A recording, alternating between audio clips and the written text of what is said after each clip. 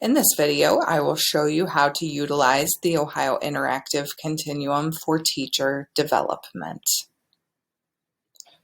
When you scroll through this resource, here page 2, on page 2, it just kind of talks about the background, the history of this tool, and just the fact that what we're trying to do through this tool is to kind of combine and integrate some different resources that have been provided by the Ohio Department of Education.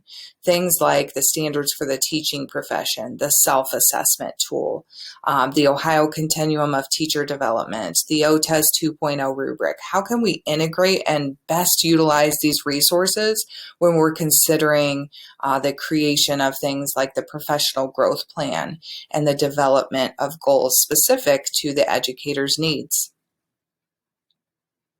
On page 3 of this tool, these are basically the protocols that we have made available to you on how to utilize the tool.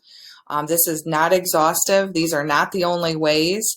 It's just to kind of get your brain flowing and thinking about, what are the different ways we might utilize this.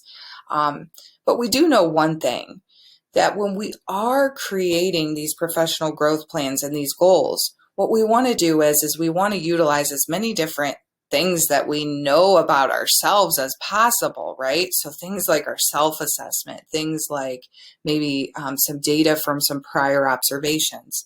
Maybe you have a identified focused area for your that was identified in your holistic observation. Maybe there are things that you notice in your data. It could be student learning data, things that you've noticed, or it could be student attendance, student behaviors, right? What kind of data sources might we have to pull together, triangulate, and really make a solid professional growth plan to help us move forward as educators? So again, there are 2 protocols here. The first protocol is beginning with a self-assessment in mind. And the second protocol is beginning with that OTES 2.0 rubric in mind. In both of these protocols, you're going to notice that there are step-by-step directions on how to utilize them. However, what I'm going to do is I'm going to walk you through each of these protocols and just kind of do a think aloud of how I might utilize this protocol as an educator. So I'm going to click on Start Here. And notice it will launch a bookmark. So I will click the bookmark and it will take me to that resource. So on this page, what you're going to find is that this looks pretty similar in terms of the self-assessment for educators. You're going to see the standards, an essential question to consider, and you're going to see some different element areas. So notice every standard area is kind of teased out into various element areas. It gets very specific and tailored. So teachers, when they're completing their self-assessment, will take a look at these standards element areas. And what they're going to do is they're going to identify, hey, here are my areas of strength. Here are some areas for growth. And here are some priorities that I might want to consider when creating my growth plan. So let's say that, I go through this self-assessment summary tool and, when I'm looking at it, one thing really stands out to me. And it's this idea of analyzing data to monitor student progress and to plan, differentiate, and modify instruction. The reason why this stood out to me as an area maybe of focus for my growth plan is because, in past observations, my evaluators comment on things like, that I assess students, I monitor their progress. I have different, tools that I've created that actually track student progress over time. Very detailed, very thorough, but some of the feedback I've received is it kind of falls apart there. And, I have the best intentions to utilize those data, but really not kind of using them to inform kind of my next steps with groups of learners. And this became pretty evident too as I was looking at some of my data sources, like my value-added data. And I was seeing that my lowest achieving students, while I could say, yeah, they are my lowest achieving students, and I have data to demonstrate that, they were making average gains, but they weren't really making those above average gains that I wanted to see with them. I know if I'm going to close the gap with those students, I'm really going to have to do something different. And so my evaluator and I have talked about that in the past. So that's really speaking to me as an area to inform my growth plan. So I'm going to click this and kind of dig a little deeper. So I'll click here on the bookmark. And what the bookmark will launch is the Ohio Continuum for Teacher Development. It will actually launch that element 3.3 area. So it's going to really hone in on that continuum, where it's looking at teachers analyzing data to monitor student progress and learning and to plan, differentiate, and modify instruction. What you're going to notice on this continuum, you will see some different ratings at the top. These ratings are not what you're going to see in the OTES 2.0 rubric. It's not aligned that way. The Ohio Continuum for Teacher Development was actually created before OTES, and it was basically developed to take a look at the standards for the teaching profession and kind of stair-step those out. You know, if you were to look at this element 3.3, how might this build over the course of someone's career? How might you transition forward in this area and reach kind of some of those optimal levels of performance as a teacher? And also, ultimately we want to improve student learning. So it was really meant as a tool for self-reflection, a tool to help me determine, what my areas for professional growth may be. So this is a great way to kind of think about, how we might utilize some of this information on this standard area, since we know our goal has to be aligned to this. How might we utilize some of this to create our goal? So I'm going to self-assess a little bit deeper on this learning continuum and see where I believe I currently am. And so I'm just going to kind of read this over.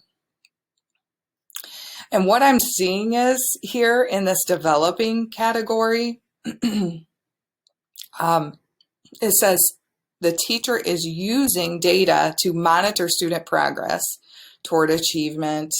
They maintain accurate and complete assessment records as needed for database decision making. So I have the data, I'm monitoring the data, it's just that next step. So I'm going to look up into the next column and notice here it says teachers interpret data and use this analysis to differentiate learning for and to tailor instructional goals to individual students. They examine classroom assessment results to reveal trends and patterns in individual and group progress and to anticipate potential learning obstacles.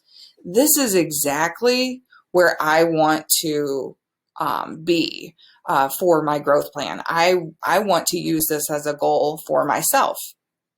So in doing so, I could utilize this exact same terminology when creating my goal.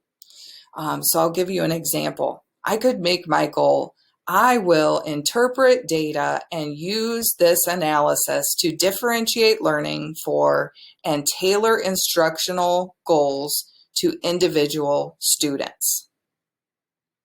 That could be my goal. Now, you may say, that's not specific, that's not measurable. What about SMART goals? Well, in OTES 2.0, the goals don't have to be SMART goals. Now, that would be a district-specific decision. Your district may say, hey, we want this to be a SMART goal. But as long as my goal is aligned to these standards and aligned to my needs, right, it may be appropriate. I can get more specific, more tailored, more measurable in other parts of the growth plan. So while this may be pretty general, I know what it means. I know what I'm working toward. My action steps may make it more measurable for me. My measurable indicators may demonstrate the type of progress that I'm going to have to make on my plan to kind of demonstrate growth in this area.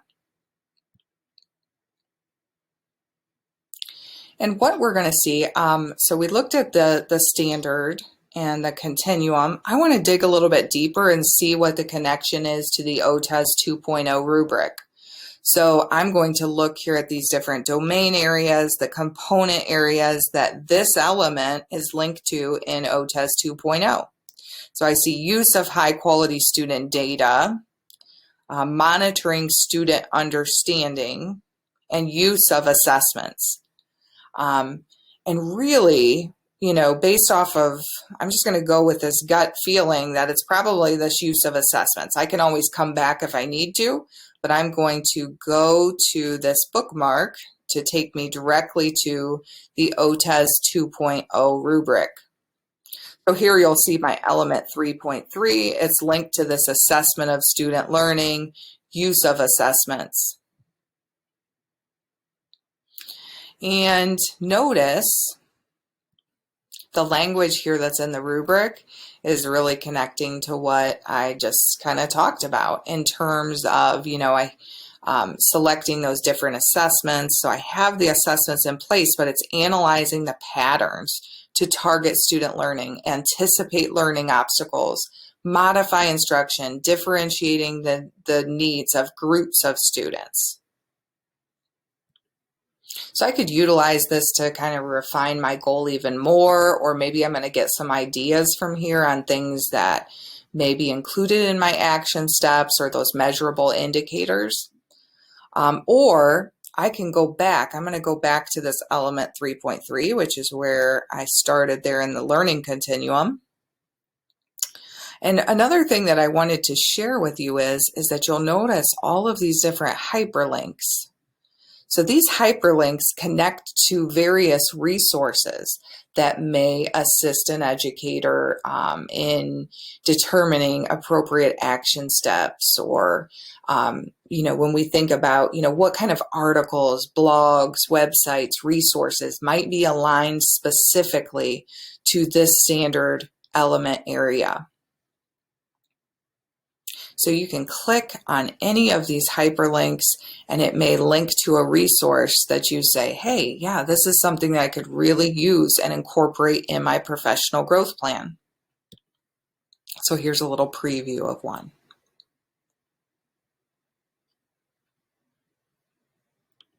I'm going to return back up to the self-assessment summary tool. Actually, I'm going to go right back up to the top where we started, these two different protocols.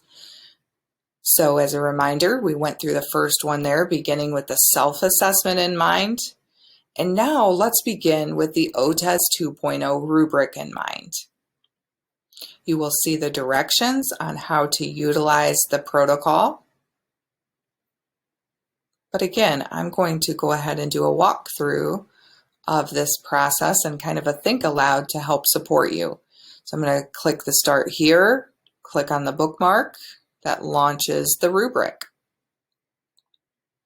So once I'm in this teacher evaluation rubric, let's say that I'm really reflecting back on my holistic observation that I've had, or, you know, my last year's rating, some feedback that I've received, and I want to find that area of the rubric and kind of work backwards and kind of develop my goal from there. So let's think through, where is that? Here it is. Okay, connections to state standards and district priorities. So some of the feedback that I received from my evaluator was that, you know, oftentimes my lesson plans, you know, I always make sure that I link, you know, the standard. So I'll actually identify that this is a standard that I'm addressing. But really, when you think about the actual activities that I'm doing, it's really not aligned necessarily to those learning standards. And sometimes, I'll be honest, I get caught up in my book and what says, it says that this is aligned, and I just mark down what the book says. And, I need to think a little bit deeper sometimes, and say, is this truly getting at the standard, or is this activity truly aligned to that? So that's where I want to focus in for my goal area. So let's work backwards here. We have these elements. So let's see what we have. We have knowledge and use of standards. Let's see which one I think might connect the best. Alignments of standards and instruction. Use of resources. My gut feeling is it's probably this 4.1, but I could always go back if I need to and look at some of these others. So I'm going to connect back to the Ohio Continuum for Teacher Development.